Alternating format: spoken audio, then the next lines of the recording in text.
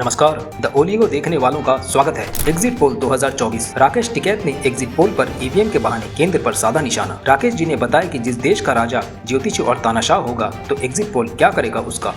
देखो, हमने तो पहले कहा था जिस देश का राजा ज्योतिषी और तानाशाह होगा तो एग्जिट पोल वाले क्या कर लेंगे। इंडिया गठबंधन नेताओं में जब सवाल उठाया था वोटिंग का जो भी डेटा है इलेक्शन कमीशन द्वारा वो समय के मुताबिक नहीं दिया गया था। ऊपर से सख्त ऑर्डर थे कि 48 घंटों के अंदर अंदर चुनाव की गिनती को सामने रखा जाए। एक अनुरोध, अगर आप न्यूज चैनल पर नए आए हैं तो चैनल को सब्सक्राइब जरूर करें। इंग्लिश न्यूज के लिए हमारी वेबसाइट www.theoligo.com पर विजिट करें। अब समाचार विस्तार से। जनता और अन्य पार्टियों को शक है कि क्या पता इलेक्शन कमीशन भी मिला हो बीजेपी पार्टी के साथ। यह संभव हो सकता है मगर इसका अभी कोई प्रमाण नहीं है, लेकिन संभावना जताई जा रही है। अर्थात 48 घंटे के अंदर ना देकर 20 दिन बाद डेटा रिलीज करना, यही शक पैदा करता है इलेक्शन कमीशन की तरफ। और अभी सभी एग्जिट पोल का एक तरफा यह तो हो ही सकता है कि डेटा शिफ्ट कर दिया हो बीजेपी और इलेक्शन कमीशन के द्वारा।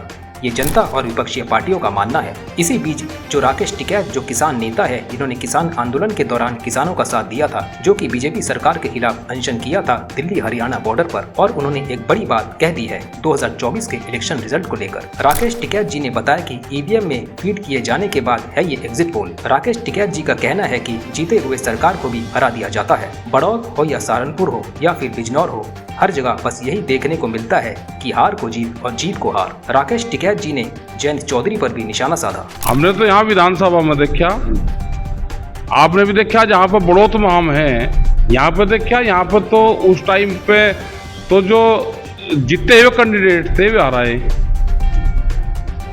सहारनपुर में, यहाँ पे बिजनौर में, उसमें 80 से 90 सीटें जीती थी विधानसभा में और 255 के सर्टिफिकेट दिए थे। तो ये यहाँ पे ईवीएम और ये एग्जिट पोल वाले क्या कर लेंगे। राकेश टिकैत जी ने बताया जब जनता वोट ही ना दे रही हो तो ये सरकार जीत कैसे सकती है। कौन सा और कहां का है ये गणित जो कि यह साबित करने पर तुले हैं कि इतनी सीटों से यह सरकार आएगी। ये सभी जब साबित होते हैं जब खुद मिली भगत होती है। राकेश टिकैत ने केंद्र और पीएम पर भी निशाना साधा। लगातार जो एग्जिट पोल कह रहा है कि तीसरी बार जो आगे, इसमें आपको फिर साफ धांधली नजर आ रही है क्या। भाई जनता वोट दे नहीं रही और सब कह रहे कि भाई जीतेंगे यही। ये हुनर गणित कौन सा है, गणित समझ में नहीं आया किसी की।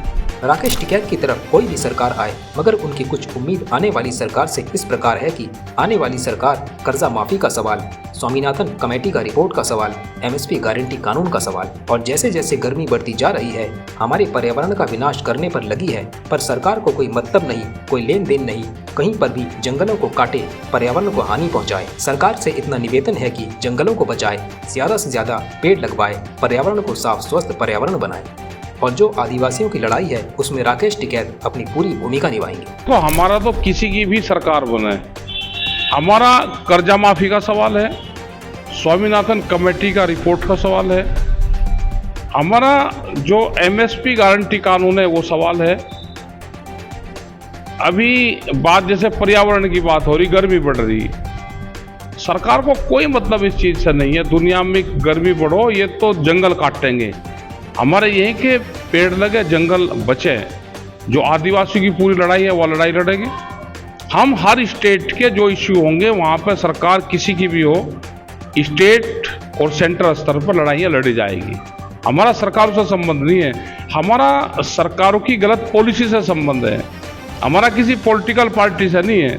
जो भी सरकारें होंगी अगर वो गलत फैसले देगी तो उसके खिलाफ आंदोलन होंगे। राकेश टिकैत का संबंध सरकार से नहीं बल्कि सरकार की गलत बेबुनियाद पॉलिसी से है। जो सरकार बेबुनियादी साबित होगी उस सरकार के खिलाफ जंग में नजर आएंगे राकेश टिकैत जी। देश के किसानों के भाग्य का फैसला हरियाणा, यूपी, राजस्थान, दिल्ली के लगभग 300 से 400 किलोमीटर राउंडअप, इन सभी का अगर संगठन मजबूत होगा तो देश के किसानों के भाग्य का फैसला इन्हीं क्षेत्र से हो जाएगा। अगर संगठन मजबूत हुआ तो बड़ौद के और कुछ जज जो दिल्ली के जज साहब जब सभी मिले बस यही कहते हैं कि वो सबकी बात सुनते हैं, मगर जब बात किसानों की आती है तो सब पीछे हट जाते हैं। जज को गाड़ी, वकील की गाड़ी, डॉक्टर की गाड़ी, जो 10 साल बाद किसान का ट्रैक्टर, ये पूंजीवाद देश में हावी होगा, जो दुनिया की पॉलिसी है वो चलेगी। सभी का बस एक ही निशाना, जनता हो या विपक्षी पार्टी, इलेक्शन कमीशन ने किया है डेटा में झोल। आज के लिए इतना ही। न्यूज अपडेट के लिए बेल आइकन को दबा दें। चैनल को सब्सक्राइब, लाइक, शेयर जरूर करें। आपका कीमती समय देने के लिए धन्यवाद।